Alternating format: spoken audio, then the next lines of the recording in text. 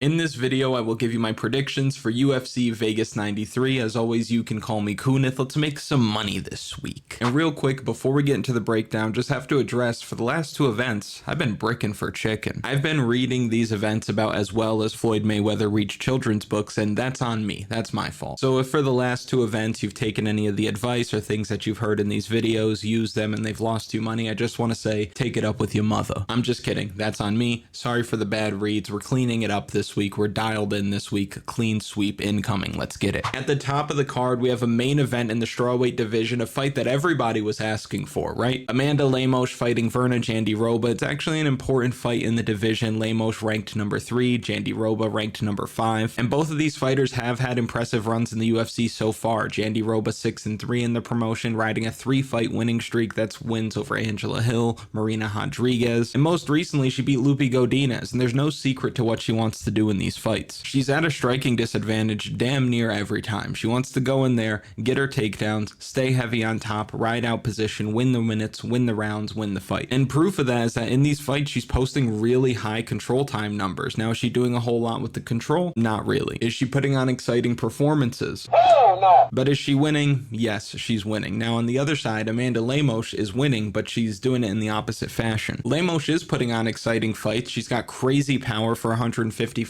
pounds. On top of that, she's going to have a big striking advantage in this fight over Jandiroba, who's not going to really have much for her at range. For Lemos, I like the hand speed, I like the power, I like the accuracy, and if you've watched this channel for a while, you know I'm a bit of an Amanda Lemos believer. Because of the things that we just mentioned, I think that she's a bad matchup for most fighters in the division. However, I think she's got a bad matchup on her hands this week. We saw Mackenzie Dern take her down. Mackenzie Dern struggles mightily to get fights to the mat on her terms. We saw Zhang Wei Li dominate her with her wrestling in that 5-round fight. Even Michelle Waterson ended up taking her down. Angela Hill did the same thing. So coming into this one, rocking a 57% takedown defense, it's a bit scary. Now, she might land big shots here and there. She could even be the fresher fighter later in this one, but I like our chances with the grappler. That lay and pray style is certainly on the table. And with this fight being in the Apex smaller cage, favors the grappler, and there's not a crowd there to pressure the ref into standing them up. So I think that we're going to see long periods of time where this fight is just on the mat, and Virna Jandiroba probably wins this one on the scorecard. So give me Virna to win this fight by decision. Next, we got middleweight vets in the co-main with Brad Tavares fighting Jung Park. I think the line's a bit wide for this one. I feel like it should be closer to a pick'em. I say that because Brad Tavares is no slouch on the feet. He's only lost recently to really good strikers or guys with tons of power like Bruno Silva, Gregory Rodriguez, Israel Adesanya, Edmund Shabazian, and the champ Dricus du Plessis. One of his greatest strengths are his ability to keep the feet. He's got very good takedown defense, and if he can keep this one standing, I think that he can have a lot of success. Because on the other side, the Iron Turtle doesn't have the fastest hands in the world. I think he might be at a slight striking disadvantage, and he has been winning these fights by getting them to the mat, getting to his spot by taking guys' backs and finishing them from there. If the fight does hit the mat, I can see Park pulling away and possibly finishing this one. He does do a great job of getting guys down there, staying heavy, finding his choke like we just mentioned. Granted,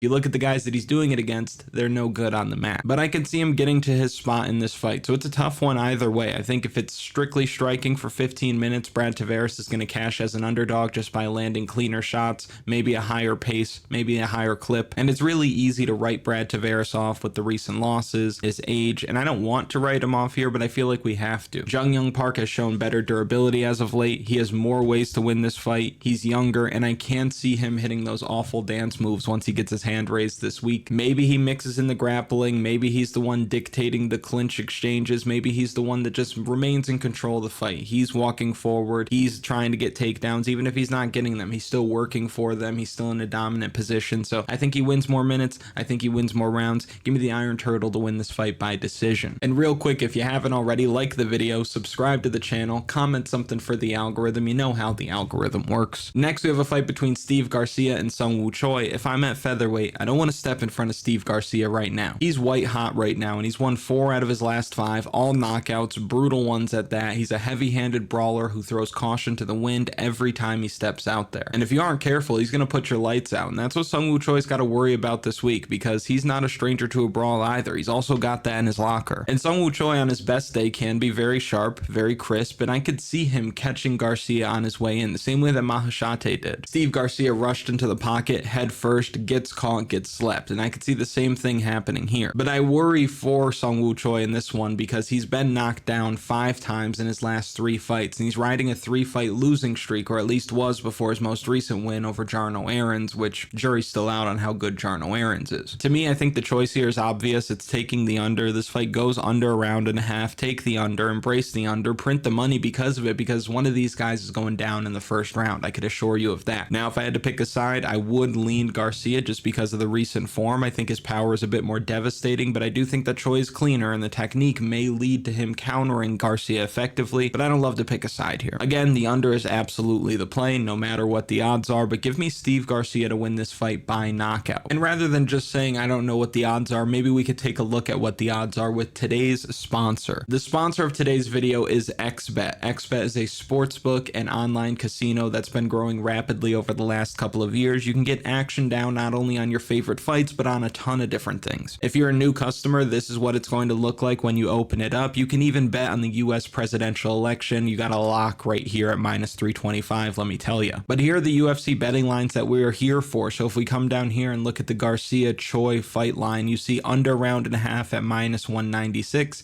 I would click that button all day, every day, and twice on Sunday if I were you. And if you're a maniac, you can also come over here and bet on KSW. XBET is sponsoring this video and will be sponsoring the next 3 events after this one. So if you want to make a profile there, have another place to get some action down, do a little line shopping when you're picking your fights or picking your bets, you can visit XBET and use promo code KUNATH, that's KUNATH. That'll be linked in the description and in a pinned comment. Next, we're looking at a fight between Holobaugh and Kruschewsky. Both these guys laid eggs in their last fights, and for different reasons. Kruschewsky made his UFC debut, fought Elves Brenner, landed a whopping 8 strikes in the first 4 minutes. He ends up getting knocked out cold in that one in the very first round, while on the other side, Holobaugh was absolutely babied by Trey Ogden in his last fight. Ogden took him down with ease, did it once around, and Holobaugh just couldn't get back up. And that day, right then and there, I washed my hands with Holobaugh. I wanted to become a believer after the Austin Hubbard fight, but I just could not. That performance was inexcusable. And now he has to deal with a bigger, stronger, younger opponent who's already got the crappy UFC debut out of the way, and I think he's going to be hungry this week and get back into the win column. And of course, the toughness and scrappiness from Holobaugh might give Kruschewsky some problems in there, but I think the edge and speed goes to the Brazilian here. I think that he should get it done without the scorecards. This guy's a finisher. If you look back at some of his fights, he hasn't really beaten the highest level of competition, but I think at nearly 38 years old, we've seen the last great performance, the last hurrah coming out of Holobaugh. Looking how he looked on The Ultimate Fighter, winning that fight, coming from behind to win at that against Austin Hubbard, I think that took all the power, took all the juice, took all the spirit, all the energy. And it was almost like if I could get back into the UFC again, I've proved something to myself. While Kruschewsky, still kind of in his prime, still has a lot to do, still has a lot to prove in the sport, and I think that he can do that this week. So give me the Brazilian this week, give me Kruschewsky inside the distance. Next, we have a fight between Cody Durden and Bruno Silva, a tough one at flyweight. We get to see Bruno Silva back in action. The man's been out of competition for over a year now, but he's won his last 3 fights all inside the distance. He knocked out JP Bays, joined the club, knocked out Victor Rodriguez. Who? And he submitted Tyson Nam, which, fun fact, he's the only man to submit Tyson Nam in his long UFC career. Now on the other side, Cody Durden's coming off of a loss to Tagir Ulanbekov. He was just a step behind in that fight, really everywhere. Ulanbekov had him covered on the feet. He dropped him in the first round. Then Ulanbekov spent the last 90 seconds or so of the first round in a dominant position on top. Second round, more of the same. Tagir gets to his spot, gets to his back, finds the rear naked choke, and gets him out of there. But before that, Cody Durden was ripping things up on a 4-fight winning streak, knocked out JP Bays, joined the club, out-wrestled Charles Johnson to a win, beat Carlos Mata, beat Jake Hadley. And that's what you like about Cody Durden. When he can get his wrestling going, he can push a crazy pace, and he's really hard to stop. But it's tough because Bruno Silva's not an easy guy to wrestle with, however. Very short, very stocky, only ever been taken down in the UFC by Tagir Ulanbekov, and Tagir couldn't hold him down. Not only that, but Silva's also going to be looking to grapple himself. He's normally the one dictating the wrestling exchanges. Now on the feet, I think they both both land good strikes, but I expect the harder shots to come from Bruno Silva this week. On top of that, I think the submission upside lays firmly on the side of Bruno Silva versus Cody Durden. So I think Bruno Silva, he has more ways to win this fight, while for Cody Durden, he's having to grind out minutes to win these fights, and I don't think that same finishing upside is there. So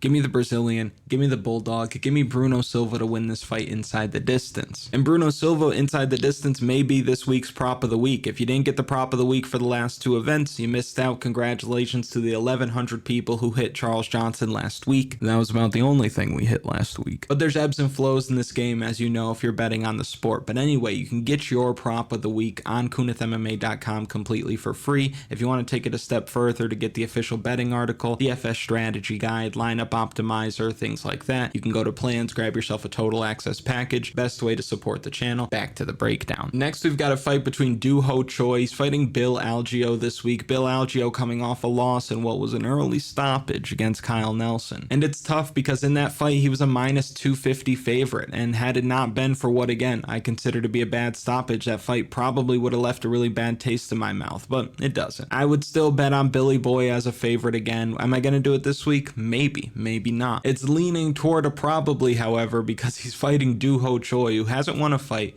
in over 8 years. His last UFC win is actually older than the premiere of Stranger Things on Netflix. Let that sink in. And since then, he's taken a lifetime's worth of damage in that fight against Cub Swanson. Sick fight. We'll never forget that fight, but you don't come back the same after something like that. He's also battled injuries. He's been out of competition, suffered knockout losses, and look at just a year and a half ago when he fought Kyle Nelson, he did not look like the Superboy of old. So as someone who enjoyed the Choi Linsanity run back in the day, you have to call a spade a spade. I think that he's done. And Bill Algeo, while he's getting up there in age, he still has all the tools. He can still pick them apart. He's not going to throw with a whole lot of power, but I do think that he just has more tools in the tool bag, more tricks up his sleeve, more ways to produce big moments and outland Choi in this one. Algeo should be able to pick him apart from the outside, surprise him by mixing in takedowns, and win the rounds here. So give me Bill Algeo to win this fight by decision. Next, we have a fight that's a banger. This fight easily could end up being fight of the night. You've got Jeong Lee fighting Hyder Amil. Both these guys like to move forward. We saw Lee do that against Blake Builder in his last fight. We saw Amil do that in one of the best fights of the year against Fernie Garcia, a fight that probably goes a bit under the radar, but sick fight, back and forth, and showed a lot of heart in that one. Pretty similar builds, pretty similar skill sets coming from each side, and I think this fight's going to be a war. And in a situation like this, I typically don't mind just taking the younger guy. He's 28 versus 34, but it's not like Amil is damaged goods. It's not like this guy's been knocked out before. It's not like he's been in a ton of barn burners. The guy's undefeated. Not only that, but Jeong Lee beating Blake Builder doesn't move me at all. I think the jury's still very much out on Lee because, in my opinion, he lost his UFC debut and still got the nod in that fight. But you look back on the level of experience, the level of competition that he's faced, it's not great. Lots of guys that he's faced either have very little experience or they do have experience, but it's against bad competition. And Hyder Amil hasn't been fighting the creme de la creme, but he's fought in promotions like LFA, Bellator, now in the UFC, fought on Contender Series, and he's clearly won in his UFC debut. If these guys are going to go back and forth slinging heavy leather, I think that Hyder Amil's going to land shots harder than Jeong Lee has ever seen, reminiscent of the Charles Johnson fight just last week. One guy's young, has had a lot of things go his way, is going to look to strike in this one, but he's going to go against a guy who's probably going to hit him more and harder than he's ever been hit before. So I'm going to take the blockhead with the hands of stone, the shiny undefeated record. I think he gets it done this week. Give me Hyder Amil this week by decision. Next, we have a loser leaves town matchup if you ever seen one. You've got Brian Kelleher fighting Cody Gibson. Rough go for Brian Kelleher lately. He's on a losing streak, which is excusable. You look at these losses: Umar Nurmagomedov, Mario Bautista, Cody No Love. Okay, he's losing these fights, which again is excusable, but he's getting finished in the first round in all three of these losses, and that's what's concerning. So when you consider that, the losing streak, his record, the ripe age of 37, a month removed from being 38 at bantamweight, things are not looking good for Boom. And a lot of the same things can be said about Cody Gibson, because if you look at the UFC run side by side between these two, Brian Kelleher has had a way better UFC career than Cody Gibson has. Gibson is nearly 37 himself, has suffered 3 losses in his last 4 fights, and his UFC run ends this week. It could possibly even end with a win. But when you consider the matchup, the style, the momentum or lack thereof, this seems like best case scenario for Gibson. 135 pounds is a shark tank, and there's a long list of guys that he could have been matched up with that would have gave him a lot of trouble, but he pulls Brian Kelleher's name out of the hat. Brian Kelleher's got good experience. He's got good power, but not crazy power. He can wrestle, but he's not a great grappler. And Cody Gibson is tough as nails. He's 4 inches taller, have a 7-inch reach advantage. His size and his movement, I think, will give Brian Kelleher a lot of trouble. I don't think that Boom's going to be able to close distance with those alligator arms. He's 5'6" with 64-inch reach. He's got to sit down to tie his shoes, and I think that's going to be a huge problem here. Now, on the mat, it's a wash between both of these guys. We've seen both of these guys struggle mightily. I think that they've struggled for different reasons. Brian Kelleher has been up against really good grapplers, while Cody Gibson has faced some good grapplers like Miles Johns, Ray Borg, but he just looks physically outmatched in there. But I don't think that's going to be a problem here, because I think that size advantage that he has on the feet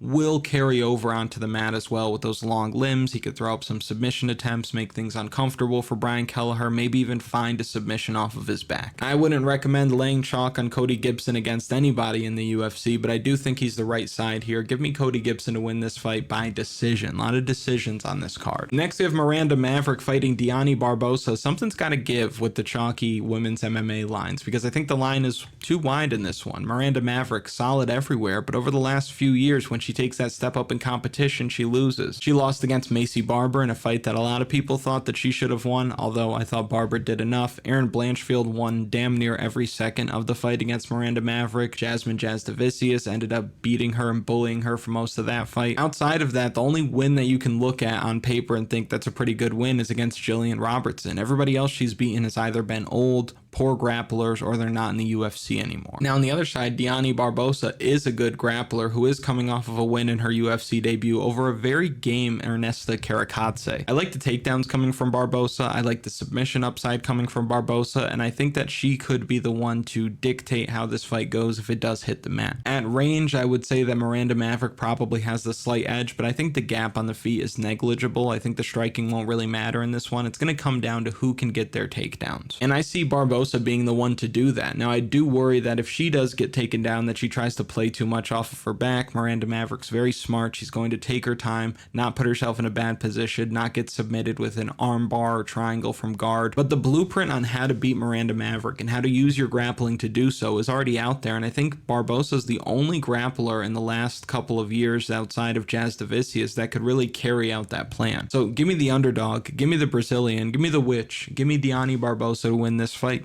by decision. Next, we have what is nearly a pick'em from a betting perspective at 155 pounds with Trey Ogden fighting Loik Radzhabov, both guys coming off of wins. Radzhabov came back to win his fight in the 3rd round, which is massive. He was down against Al-Sawadi, was getting taken down, fought at a really high pace, but ended up landing a big right hand in that fight that just put his lights out. That's not something I expected to see from him. He's got sneaky power, the guy's got a lot of heart, and he's a grinder. Now, in the fight prior to that, he got outclassed by Mataus Rebesky. Rebesky just hit too hard, was in complete control of that fight, but in his UFC debut is where Loik Radzhabov just gave us even more question marks. He fights Esteban Ribovics. Ribovics, making his UFC debut, comes in, he takes Ribovics down 11 times, and you would think he took him down 11 times, it should be a dominant performance. He beat him cleanly. Not really. Ribovics landed the more damaging shots, looked like he was about to knock Radzhabov out multiple times in that fight, and that was more of a control versus a damage kind of thing. You could argue that Ribovics maybe should have gotten his hand raised. So the jury is still very much out on how good Loik Radzhabov is. Now on the other side, Trey Ogden's coming off of that dominant win that we referenced before over Kurt Holobaugh. Insane downward pressure, really didn't give Holobaugh an inch when the fight hit the mat. And that's always been the thing with Trey Ogden, who's also a coach, which makes him a bit more dangerous because not only is he doing the actions, but he's teaching the actions. And when you teach and do at the same time, you learn yourself. But that's always been the thing with Trey Ogden. If he can get the fight to the mat, he's excellent, but he's always had trouble getting the fight to the mat. But recently he has shored up that takedown accuracy in a big way. And not only has he shored up the takedown accuracy, but the proof is in the pudding. He's winning these fights in fights that he's able to get down to the mat. And both these guys are going to be looking for takedowns, just like the fight that we were just talking about. But I think this one is really obvious. On one side, you got a guy with 100%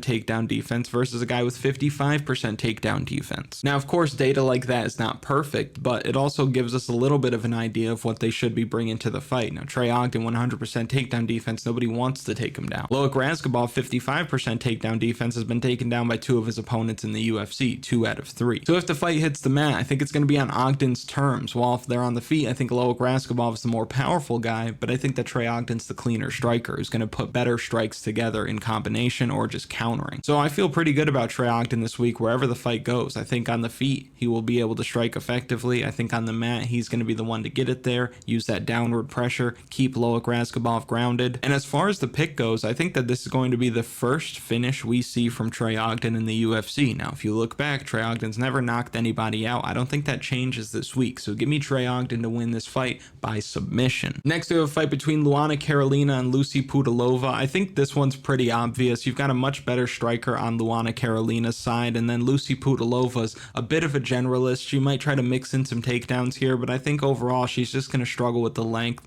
the speed, and the placement coming from Luana Carolina. We saw Lucy Pudilova look good against Wu Yanan, but outside of that, she hasn't looked good. I believe this is her second run in the UFC. Luana Carolina has been able to put together a decent run in the UFC. She got knocked out by Molly McCann. That's not great, but I think she's the better fighter, the better athlete. I think that she's continually getting better. We saw Lucy Pudilova struggle with Jocelyn Edwards. I think Luana Carolina can bring a similar type of style to this fight. So give me Luana Carolina to win this fight. I think it's pretty obviously by decision. And this last fight, which is the first fight on the card, is one that I've gone back and forth with quite a bit because I have been a Muhammad Usman believer. I actually thought that he beat Mick Parkin in his last fight, and it was just a bad decision, but not something that you could really, scream from the hilltops that it was a robbery. Although I might have done that if you go back and look on my Twitter, I'm not sure. But anyway, Muhammad Usman fighting Thomas Peterson this week. Muhammad Usman's getting up there, man. 35 years old. At heavyweight, you can do it for a while, so that's not the biggest issue, but the performances haven't looked good. Even though I thought that he won over Mick Parkin, I thought that Mick Parkin didn't look all that good. Muhammad Usman's not looking good. He still looks very stiff. He's getting wobbled in all of these fights despite not getting knocked out, and it's kind of like if you had a tree in your backyard and every time it gets windy, the tree starts to lean and lean and lean. Eventually, you're looking at that tree thinking, that's going to fall over one day, and that could be what happens with Muhammad Usman, who's got real good bend but don't break durability, which is awesome until it breaks. He tends to fall into pretty predictable striking patterns, and he's not all that smooth. Now, Thomas Peterson on the other side got turned away in his UFC debut by Jamal Pogues. Jamal Pogues, not that great, but he is smooth. He can put strikes together. Thomas Peterson's also been knocked out by Waldo Cortez Acosta, who people sleep on. Do I sleep on Waldo Cortez Acosta? No. But are people generally very high on him? Not really. But I do think that that's a tough matchup. I think if Waldo Cortez Acosta fought Muhammad Usman, he'd knock Muhammad Usman out. But this is a really tough one for me because on one side, you've got Muhammad Usman, who's the better athlete. He's got the better frame for the division, not coming in right at the heavyweight limit, versus Thomas Peterson, who might just put fat boy energy on him. Thomas Peterson might just come downhill and knock Muhammad Usman out, and I think that he has the power to do so. And I think if his team is looking at the same thing that you and I are probably looking at, if he just goes for it, he can probably get Usman out of there in the first round. I think he could also take Muhammad Usman down in this fight, and I think if Muhammad Usman decides to start wrestling, he might be able to take Peterson down as well. But if he doesn't, and he's got 265 plus laying on his back, I think that he's going to have a lot of trouble. So I don't love taking the dog here. I don't like going against Muhammad Usman just because I feel like he's the kind of guy that surprises you randomly, but I'm going to take Thomas Peterson to get his first UFC win this week. I think he just bites down and goes for it, cuts through that guard of Muhammad Usman, maybe puts 2 or 3 strikes together to find home, and probably puts him down, I would say sometime in the first round. Really surprises people, gets back on track, and Dana White's going to be like, Thomas Jefferson, you're the man. So give me the get right spot. Give me the bounce back. Give me the first UFC win for young Thomas. Give me Thomas Peterson by knockout. If you've made it to this point in the video, thank you so much for watching. I really do appreciate it. Make sure you like the video, subscribe to the channel, comment something for the algorithm, and I will see you next week. Let's go.